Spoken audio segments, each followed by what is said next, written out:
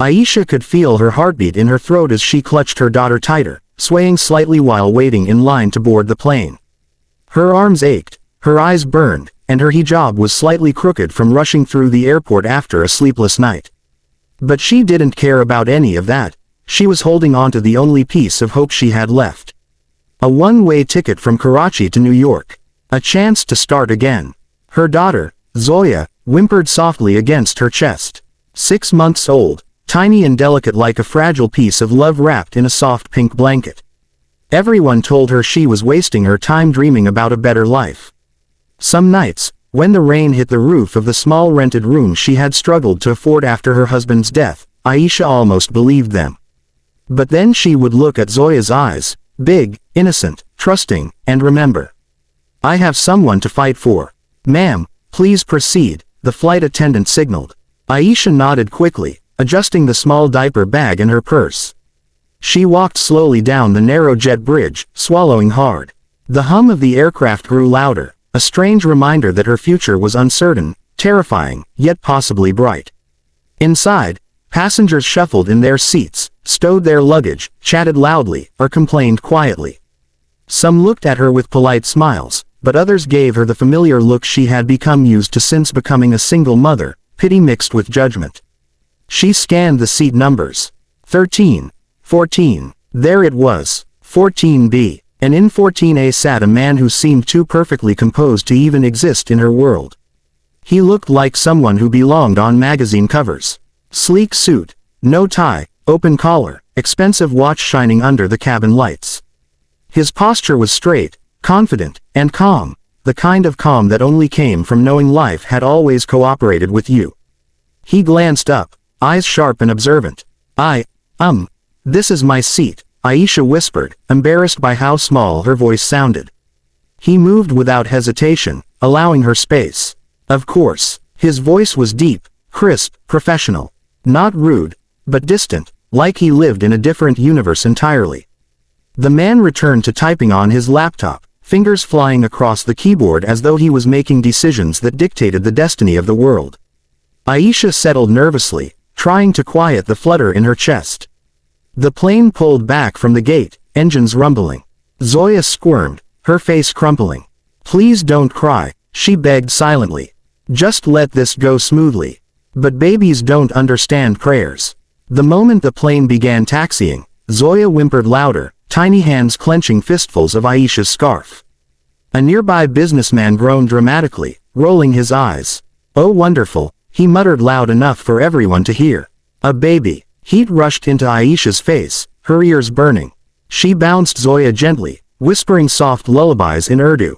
Zoya's cries grew louder. "I'm sorry," Aisha said quietly, mostly to the air. But the stranger beside her spoke. "It's okay," he said calmly without looking annoyed at all. "Babies cry." His tone wasn't patronizing, it was understanding. "Real." Aisha blinked, surprised. Zoya's cries continued, little gasps turning into wails. The plane lifted off, the world outside shrinking into clouds. Aisha felt tears prick her eyes, exhaustion, fear, humiliation, all twisting together like a knot. "Shish, Mary Yan, please, it's okay," she whispered. But her voice shook. Suddenly, a soft jingle. The man beside her held a plush cat toy, tiny bell inside, designed to soothe babies. A soft, pastel-colored toy that looked new and expensive. "Try this," he offered gently. Aisha stared at him, stunned. I can't take that." "It's all right," he insisted. "Let her have it." Zoya stopped crying almost instantly, mesmerized by the sound and softness. Aisha exhaled shakily, relief crashing through her like a wave. "Thank you," she whispered. "I didn't want to disturb you." "You're not disturbing me," he replied simply.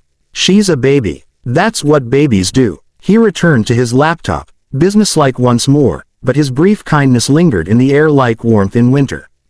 Hours crawled. Aisha fed Zoya, changed her diaper in the cramped airplane bathroom, hummed lullabies, and struggled to stay awake. The weight of months of worry pressed down on her like gravity was stronger here at 30,000 feet. She didn't even realize when her head began to droop. One moment she was blinking slowly. The next, her world faded into soft darkness. Her head gently tilted sideways, resting on something firm and warm, his shoulder. He stiffened in surprise, eyes darting to her. A mother, exhausted to the bone, clutching her baby like she was her only lifeline, asleep with trust she did not intend to offer. He didn't move. Instead, he adjusted slightly so she could rest better. He removed his jacket quietly and placed it behind her head like a cushion. When the flight attendant came by, he stopped her with a subtle gesture. "She's sleeping. Could you bring a blanket?" he whispered. Soon, a soft airline blanket was tucked around Aisha and Zoya. The baby snuggled into her mother, tiny hand still gripping the sleeve of the millionaire beside her, as if life itself had presented him as a momentary guardian. Hours later, Aisha blinked awake, and froze, her head on his shoulder, a blanket around her, a tray with food, a note beside her, her breath caught. "Greater than you shouldn't have to travel like this. Rest. You and your daughter are safe." Her hands shook as she lifted the note. Safe. A word she had not felt in months. She turned to him, startled and embarrassed. I'm so sorry. I didn't mean to." He shook his head gently. "You needed rest. It's all right." The plane hummed around them, and for the first time since her husband died, Aisha felt like someone had seen her. Not as a burden, not as a helpless widow, but as a mother carrying a world too heavy for one heart. And she had no idea that the man whose shoulder she had accidentally used as a pillow was one of the most powerful CEOs in Asia. Or that fate had just placed her life on a collision course with destiny. Aisha felt the wheels touch down before she fully understood she had landed. The aircraft rolled smoothly, slowing as it approached the gate. People around her stretched, checked phones, and complained about jet lag. But she sat frozen, staring at the handwritten note in her lap like it was a passport to a new universe. "You and your daughter are safe." Her heart thudded unevenly. Who says that to a stranger? Who shows such care without expecting anything? She turned slightly. The man in the window seat, calm, unreadable, composed, typed something on his phone, then shut it off. His movements were efficient, controlled, not a single gesture wasted. She didn't know how to thank him. She wasn't even sure how to breathe properly around someone like him. The captain announced arrival. Passengers rushed to unbuckle before the light even turned off. Aisha lifted Zoya, who blinked awake and yawned adorably. The stranger smiled softly, barely there but real. "You made it through," he said. Aisha nodded shyly. "Only because of you. Thank you. For everything. I don't know how to repay." "You don't need to repay anything." His voice was gentle, firm. "Sometimes people simply help." The overhead bins popped open. People jostled, pushing impatiently as though the plane were sinking instead of parked. Aisha struggled with her bag. She didn't have strength left after the long journey and emotional hurricane she endured all year. "Let me," he said. Before she could refuse, he effortlessly lifted her worn backpack and diaper bag. His expensive suit contrasted sharply against the faded fabric of her luggage, yet he carried it like it was the most normal thing in the world. They stepped into the aisle. The businessman who complained earlier rushed ahead, purposely bumping her shoulder. Aisha flinched. "Some people forget they were once helpless too," the stranger murmured, just loud enough for her to hear. Her throat tightened. No one ever defended her before. As they exited the plane, murmurs rippled through the crew. "Sir, it's an honor. Congratulations on the award. Please, let us escort you." Aisha blinked. Award, escort, who was he? Instead of accepting the attention, he gestured toward Aisha. "She's with me." Gasps, eyebrows raised. A couple of phones discreetly lifted. A flight attendant immediately stepped forward to guide them. Aisha whispered urgently, "You don't have to." "I know," he replied calmly. "But you could use a little ease right now." She swallowed hard. The kindness felt too heavy to hold. At immigration, the lines snaked endlessly. Zoya fussed in her arms, overwhelmed by new sounds. Aisha tried to bounce her, whispering soothingly, wishing she could sit for even one moment. Then the immigration officer waved them forward, past the long line. A few people in line protested. "Hey, we've been waiting," the officer responded. "VIP protocol." Aisha froze. "VIP." The man beside her didn't react. He simply stepped forward, handing over his passport. When the officer scanned it, his expression changed instantly, respectful, almost nervous. "Mr. Rahman, welcome back to the United States. Aisha's stomach flipped. Rahman. Her mind raced. Rahman Tech. A name she had seen on billboards, headline articles, business pages. A global empire in tech and finance. She had scrubbed office floors where employees spoke about its CEO like someone from mythology. The youngest billionaire in Asia. And he had let her sleep on his shoulder. Her knees felt weak, but she didn't dare ask. She didn't want to look foolish or ungrateful. They passed immigration, then customs. Outside, the airport buzzed with chaos, honking taxis, rushing travelers, neon signs reflecting off polished floors. A line of luxury cars waited. A chauffeur hurried forward and opened the door of a black luxury SUV. Aisha stepped back instinctively, clutching Zoya. She didn't belong near cars like that. Her entire savings couldn't buy a tire of it.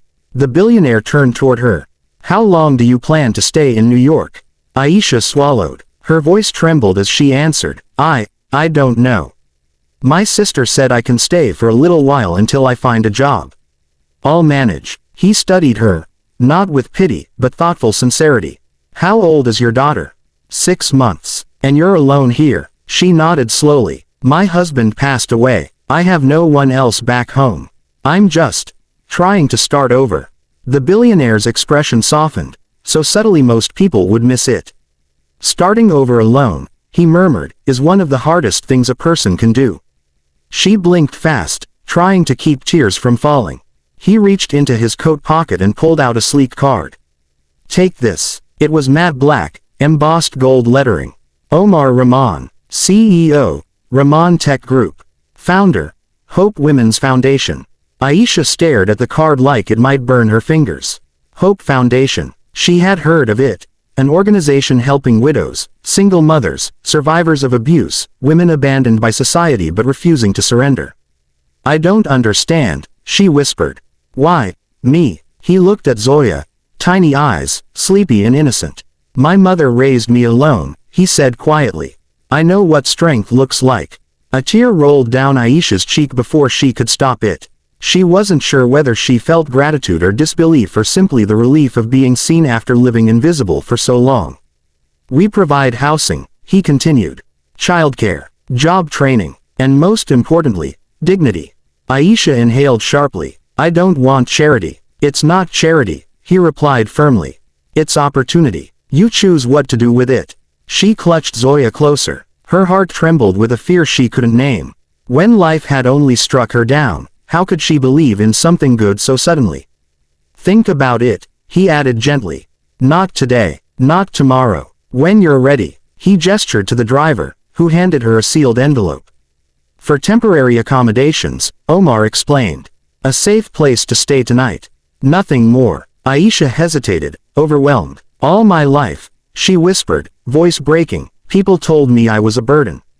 Omar's jaw tightened. They lied. The wind blew, carrying city sounds, horns, chatter, rushing footsteps. But in that moment, the world felt still. You and your daughter deserve not just survival, he said softly, but a future. He took a step towards the car. Aisha found her voice barely in time. Mr. Rahman. He paused, turned. Thank you, she breathed. From the deepest part of my heart. He gave a small, sincere nod, the kind of gesture men make when they carry the weight of entire companies yet still find space for humanity. Then he got into the car. The door closed. The SUV glided away into the city. Aisha stood alone, clutching Zoya and the card like it was a lifeline. Her old life had ended long before this flight, in the quiet nights of grief, in the empty rooms of loss. But here, under the bright lights of a new city, holding her sleeping daughter. A seed of hope rooted itself inside her. She whispered to Zoya, voice trembling yet strong. Greater than, we're going to build our life again, my love. And this time, no one will take it from us. And for the first time in a long time, she believed